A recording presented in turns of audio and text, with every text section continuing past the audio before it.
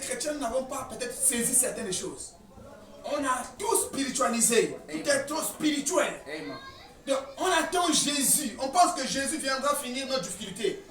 Frère, mais je vais vous dire une chose. Quand Jésus viendra, et que toi tu ne vas pas en enlèvement, il faut que tu aies assez d'économie. Amen.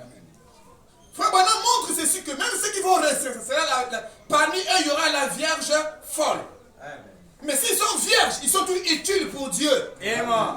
Ils ne sont pas encore jusque-là perdus. Ils ont juste manqué l'enlèvement, mais ils ne sont pas perdus. Amen. Parce qu'ils sont vierges. Amen. Quelqu'un peut dire Amen. Amen. Nous avons déjà vu ici sur les vierges folles et les vierges sages. Ils sont vierges. Les vierges sages iront en enlèvement, mais les vierges folles vont rester. Mais même quand ils vont rester, si vous avez assez de moyens, pour un peu de temps, vous pouvez d'abord survivre. Parce qu'il y aura une grande difficulté qui viendra. Amen. Quelqu'un peut dire Amen. Amen. Ce n'est pas la volonté de celui qui veut, ni celui qui court, mais c'est Dieu qui fait miséricorde. Amen. L'enlèvement, nous attendons que Dieu viendra prendre son épouse. Pas pour que Jésus vienne venir pour finir avec les difficultés. Pas si mal ça. Non. C'est pourquoi quand je prêche la bénédiction, pour que nous nous ressaisissons, pour qu'il y ait une révolution. Amen. La révolution c'est quoi? C'est un changement. Je peux dire Amen. Amen. En nous, il faut qu'il y ait un changement, une révolution interne. Que nous comprenions que peut-être nous avons tellement passé beaucoup de temps en croyant que je vais seulement prier, Dieu va bénir, je vais prier, Dieu va faire ceci. Donc on a imaginé certaines choses qui ne sont pas des promesses. Amen. Mais sortons dans l'imagination. Sortons dans ce que je vous ai dit, les caractères. Si quelqu'un ne voit pas bien, il va dire, pasteur, écrivez en gros caractère. N'est-ce pas cela? Amen. S'il ne voit pas bien, il dit, pasteur, c'est un peu d'écrire en gros caractère. Et nous avons dit que nous n'avons pas seulement besoin de caractère. Le caractère est bien. Amen. Nous avons plus besoin des œuvres. Amen. Le caractère, c'est l'habillement. L'enfant, quand vous voyez là, la chose est cachée à l'intérieur. Ah, mon chat, il a un bon caractère. Va, n'ayant pas des âmes, n'ayant qu'elle est. Amen. Amen. Je vous ai déjà expliqué ici là que tu peux aller au champ. Pour ceux qui vont au champ, ils vont voir un bois. Il dit, ah, c'est un bon caractère. Amen. Du coup, il y a un bon bois. Il dit, ah, le bois là, non, quand tu peux pas avec là, ça peut produire beaucoup de feu. Tu ramasses ce bois là. C'est un bon caractère. Pourquoi tu as ramassé? Amen. Tu vois que c'est bon pour toi. Ça. Mais quand tu vas soulever à l'intérieur, il y a des fourmis. Si tu fais pas attention, tu vas jeter ça en coup de route. Amen. Mais tu n'as pas pris le temps de regarder et de contempler à l'intérieur. Tu as pris seulement l'extérieur. Sortons de cette forme-là. Regardez l'extérieur. Non. Côtoyez la personne. Nous avons besoin plus des œuvres parce que les œuvres vont nous aider. Amen. Amen. Quand Jésus est venu, il ne s'était pas arrêté à la parole, mais il a accompli une œuvre que personne au monde ne pouvait pas accomplir. C'est de mourir nu, suspendu sur la croix devant sa mère. Amen. C'était l'œuvre qu'on attendait. Qui devait accomplir ça? On a cherché la race humaine, il n'y avait personne. Amen. Amen. Amen. Amen. Il a accompli une œuvre. C'était une œuvre qu'il devait accomplir. Pas seulement dire, je vais mourir. Je vais mourir. Non, il n'a pas tout simplement dit, mais il a fait ce qu'il a dit. Amen. Quelqu'un peut dire Amen. Amen. La bénédiction. Je vais lire dans la Bible.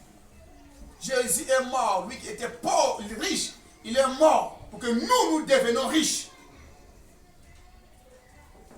Quand on parle de la richesse, ce n'est pas dire va vendre ton enfant ou bien va sacrifier ton enfant. Ou non, va chercher là où on va. Non, Dieu bénit.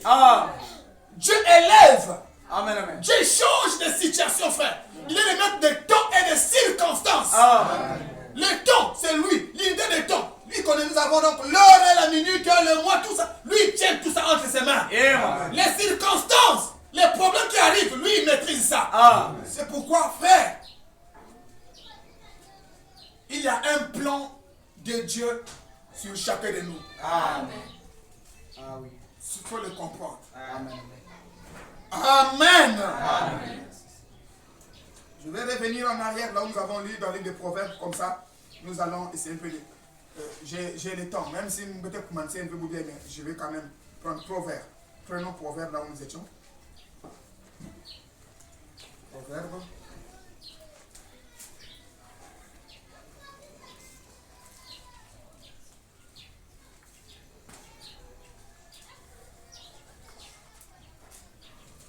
J'ai pris Proverbe 10.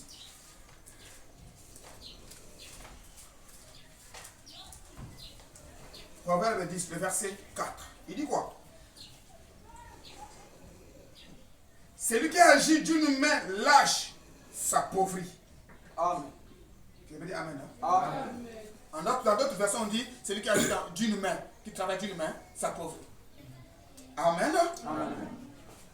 Mais la main des diligents enrichit. Quand quelqu'un est diligent dans son travail, il connaît ce qu'il fait. Amen. Ça veut dire Amen. Amen. Pas celui-là qui travaille avec négligence. Comme si tu veux travailler, comme si tu ne veux pas travailler. Je suis en train d'arriver quelque part. Je vais venir. Amen. Nous allons comprendre que nous sommes tous des lâches ici. Amen. Ça veut dire Amen. Amen. Amen. Amen. Avançons. Je prends le 22, il dit quoi? Mais il dit que c'est la bénédiction de l'Éternel qui enrichit. Pourquoi? Donc, il dit non, la bénédiction, c'est autre chose. Nous avons montré que le contraire de la bénédiction, c'est la malédiction. N'est-ce pas cela? Amen. Mais le contraire de la richesse, c'est la pauvreté. Or, la malédiction, on ne peut pas voir ça si les preuves ne sont pas là. Tu peux dire Amen? Amen. Amen. Amen. Mais nous avons besoin de quoi? C'est que la bénédiction que Dieu nous a bénie nous amène à s'enrichir. Lorsqu'on s'enrichit, on a quelque chose de tangible. Lorsqu'on parlerait de la richesse, on ne parlera pas d'une chose spirituelle. Mais il faut que ça soit tangible, quelque chose que tu détiens en tes mains. Amen. On va dire, la personne là, il est riche. C'est toi qui l'as dit. Et l'autre personne va te poser la question, il a quoi comme richesse? Amen. Dis non, il a 250 têtes de bœuf. Il dit, ah oui, ça c'est vrai, c'est une richesse. Amen. Amen. Amen. Il a 15 étangs. Ah, oui, il a 15 étangs, frère. Il y a des poissons là-bas. Il dit, ah non, ça c'est un homme riche. Amen. Amen. Amen. Quand je parle de la richesse, ce n'est pas obligatoire que vous ayez de l'argent dans un coffre-fort chez vous. Certains ont l'argent dans leur coffre-fort chez eux, mais c'est des voleurs. Amen. Ce n'est pas avec leur salaire qu'ils ont mis l'argent dans leur coffre-fort. Mais ils ont volé l'argent de l'État. Quelqu'un peut dire Amen. Amen. Je parle de l'argent travaillé.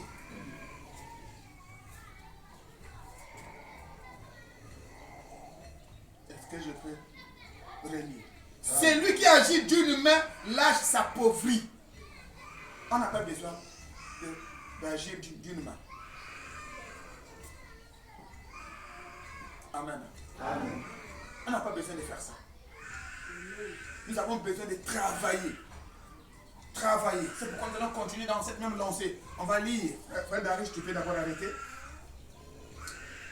On va prendre le frère 1 Thessaloniciens. Excusez-moi, 1 Thessaloniciens. 1 Thessaloniciens chapitre 4. Prenons Thessaloniciens. Est-ce que nous pouvons lire? Amen. Hein? Amen. 1 Thessaloniciens chapitre 4.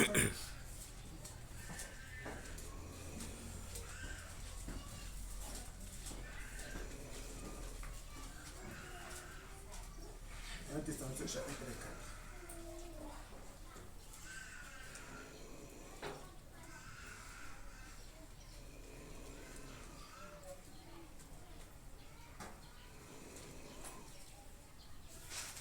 Réveille l'enfant qui appelé dormir.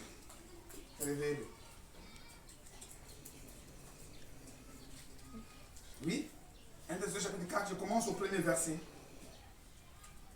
Je commence au premier verset. Au reste, frères, puisque vous avez appris de nous comment vous devez vous conduire et plaire à Dieu, et c'est là ce que vous faites, nous vous prions et nous vous conjurons au nom du Seigneur Jésus de marcher à cet égard de progrès en progrès. Amen. Amen. Amen. Est-ce que vous me suivez, s'il vous plaît? Amen. Ne suivez pas les petits garçons. Lui, il est en train de dormir. Mettez-lui au coin là-bas pour qu'il puisse dormir. S'il y a une natte, mettez-lui la natte. Au coin là-bas. Et c'est là ce que vous faites. Nous vous prions et nous vous conjurons, au nom du Seigneur Jésus, de marcher à cet égard de progrès en progrès. Je m'arrête d'abord là. Donc, Dieu veut que nous allons de progrès en progrès. Amen. Ce n'est pas en reculant, mais aller de progrès en progrès. Quelqu'un peut dire Amen. Amen.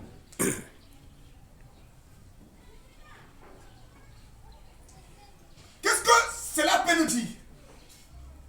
Prenez d'abord définition, c'est la montre quand même tout le monde. Qu'est-ce que ça veut dire? J'ai pris quand même quelques définitions. C'est un mouvement d'aller de l'avant.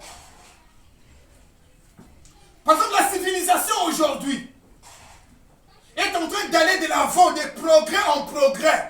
Amen. Ah, hier, là-bas, il n'y avait pas de véhicules. Il n'y avait que les chevaux. Mais aujourd'hui, nous avons des véhicules. Quand nous sommes nés, nous personnellement, il n'y avait pas de téléphone portable. Il y avait des téléphones avec fil. Amen.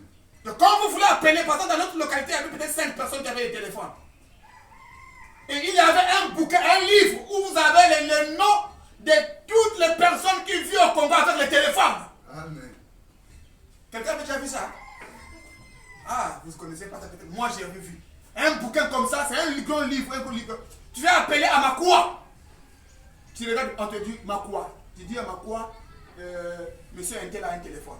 Et comme mon grand-père vit à Makwa, j'appelle ce monsieur-là et lui, allez vous. S'il ne connaît pas la personne, il va aller voir le chef du village. Amen. Et le chef du village va transmettre au chef de quartier et on va chercher le monsieur à qui on appelle ça télégramme. Hein? Télégramme. Donc, on met Boki là. Maintenant, chef de quartier, celui qui a le chef du village, c'est lui qui papier. Oh, à la maison, on te dit, on a ton neveu qui est mort ou à Pointe-Noire. Et tout, donc on a envoyé télégramme. Parfois, ça venait parfois c'est à la radio. Parfois, ça on te donnait un bout de papier. Tu regardes un télégramme, me quiz. Qui a envoyé? On a appelé. Amen. Amen. Mais aujourd'hui, ce n'est plus comme ça qu'il faut fouiller le nom de quelqu'un. Oh non, la personne, il est où? Oh, il est à Mindou. Ah, mais à Mindou, il n'y a pas de téléphone. On a fouillé là, Mindou n'a pas de téléphone. C'est-à-dire que c'est difficile. Il faut écrire une lettre. Et quand les gens là-bas auront l'information, Bakunda déjà. Amen. Mais comme il y a eu une progression, aujourd'hui, vous pouvez appeler la personne, même si n'importe où. Aujourd'hui, n'importe où, pratiquement, il y a la couverture. Amen. Vous appelez la personne aujourd'hui, la personne quitte là-bas le même jour, il arrive demain, ah, pas pour que moi est malade. Mais hier, c'était pas facile. Amen. Amen. Quelqu'un peut dire Amen. C'est ça la progression. Et Dieu veut également que nous progressions dans notre vie. Ah oui. Dans le plan spirituel comme dans le plan physique. Que nous progressions. Amen. Amen.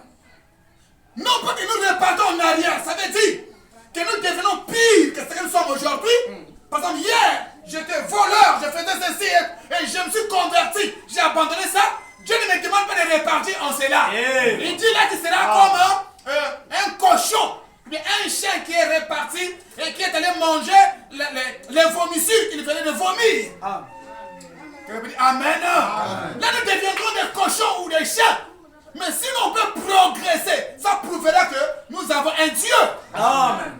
Amen. Il est la source de l'inspiration. Donc, il peut t'inspirer. Il peut t'inspirer à faire quelque chose. Avec cette chose-là, tu peux économiser. Et demain, on peut dire, moi, on est à Bana Faso. On est à Bikale, on est à Bangou. Amen. Après, on a un côté. Oh non, mais on est comme un voyage. Ah, on est en Chine. Les gens ne vont plus en Chine. Les gens vont à Bangkok maintenant, au Vietnam, dans des pays où vous ne connaissez pas. Amen. La Chine, pour les grands commerçants, il n'y a plus rien. Amen. Mais toi et moi, vous connaissez la Chine. Quand on parle de nous, tu vas payer, mais nous, tu vas payer. Ici, tu vas payer. Amen. Mais Dieu veut que nous avancions, que nous soyons la tête et non la queue. Amen. Quelqu'un peut dire Amen. Amen. Ah oui. C'est le christianisme, il m'a prêché que le christianisme est. Amen, amen. Quelqu'un peut dire Amen. Amen. Amen. Amen. On va avancer. De progrès en progrès.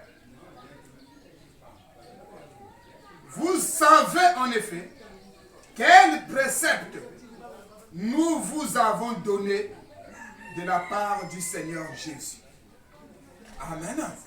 Wapi loi, wapi musiku, mu pesa ben na Jésus. À part de Jésus, quel est le précepte que moi je vous ai donné?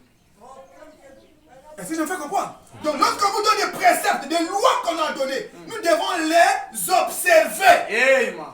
Amen. Or, nous, on n'observe pas ça. Amen. On fait des christianisme comme si, ça veut dire nous, par exemple, chez nous, nous avons une manière de négliger les choses. Il n'y a pas trop de considération. Amen. C'est pourquoi à la fin, j'aimerais voir les hommes qui travaillent ici. Là. Dans la fin, chaque monde j'avais dit ici, ne donnez plus aux gens le tam-tam. Le petit là n'est pas là. Ah oui, il est là. Je t'avais dit d'être tam-tameur. Tu vas jouer au tam-tam maintenant. Jouer au tam-tam. Je t'avais dit ça. Quitte de petits enfants qui jouent. Quitte de grandes personnes qui jouent. Lui doit s'adapter à ton rythme. Lui, c'est une grande personne. Je ne vais plus voir les grands là-bas jouer. Sauf les frères. Sauf les frères Baud. Est-ce que vous me suivez? Amen. Le reste, je ne vais plus les voir là-bas. Les jours que tu as joué tam-tam. Je vais vous cotiser.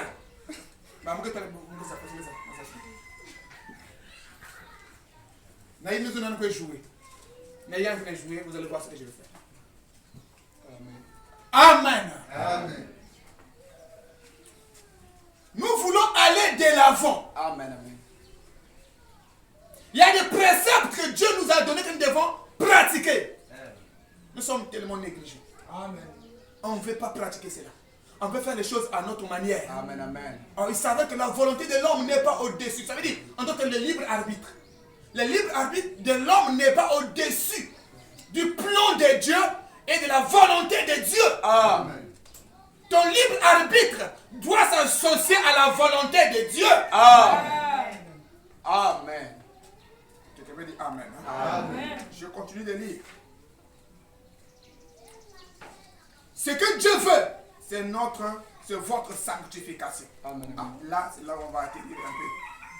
C'est ce que vous, votre sanctification, c'est que vous absteniez de la débauche. Amen. Amen. Amen. Ah ouais, maman Bingol. Amen. Ah ouais. Maman Bingol quoi. J'ai montré aux gens que, j'ai montré le mercredi, que nous voulons être riches. Nous avons déjà été bénis. Amen. Mais vous trouverez que certains d'entre nous, nous habitons dans les maisons des parents. Qu'est-ce que ça veut dire Amen? Amen. Parce que moi j'habite, moi je n'habite pas là parce que les maisons des parents, moi je suis locataire. Mais il y a des frères et sœurs qui habitent chez eux. Il est dans la maison de ses parents. Il est chrétien. Il a déjà dépassé 25 ans. Il est dans la maison de ses parents. Ses parents l'ont mis à l'école. Il a fini, parfois il est là, il devient un gaillard. Il dort sur le même lit qu'il dormait quand il était petit. Amen. Amen. Il va prendre des copines. Et pour lui dire, ici c'est chez nous. Quelqu'un peut dire Amen. Amen. Mais tu vas le voir parfois, c'est un frère. Amen. Il dit, pasteur, je veux fréquenter frère. Tu veux fréquenter, tu vas l'amener où? Oh non, chez nous là-bas, c'est pas chez toi. Amen. Amen. Tu vas l'amener sur quel lit? Le lit que papa t'avait acheté. Tu es trop gourmand. Amen. Tu peux dire Amen. Amen.